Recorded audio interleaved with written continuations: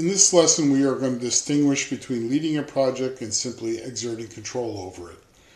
There are many ways a project can be led, ranging from rather tight control to downright anarchy.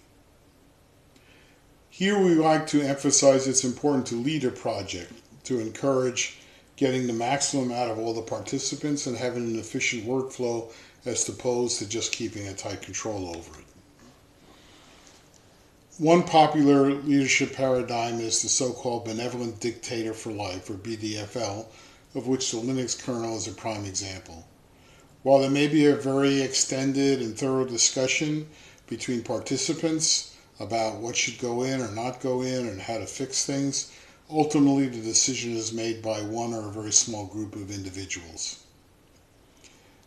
This works well if the project controllers also really listen and mentor the participants in the project.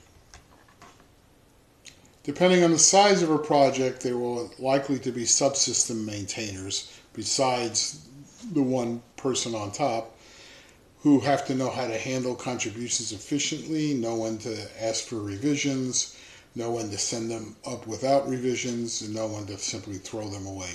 It takes a lot of training to become a good maintainer. In fact, one needs to be mentored.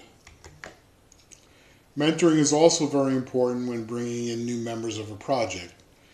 They can avoid rookie mistakes and gain good credentials if they attach themselves to more experienced contributors who teach them how to produce their contributions in the proper form so they're more easily accepted, how to phrase questions, how to have realistic expectations, and how to deal with things when things don't go their way.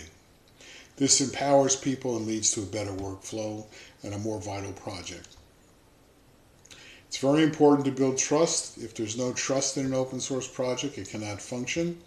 Contributors have to trust that their work will be treated with respect and be given consideration and be given it promptly. And leaders must trust their subsystem maintainers to have good decisions and be qualified and must not micromanage everything they do. This trust has to be earned and must go beyond the benefit of a doubt. And as any project matures, people grow into their roles, reputations are earned, and new members will be aware of the history. So it's just a few of the things we need to consider when understanding how to lead a project.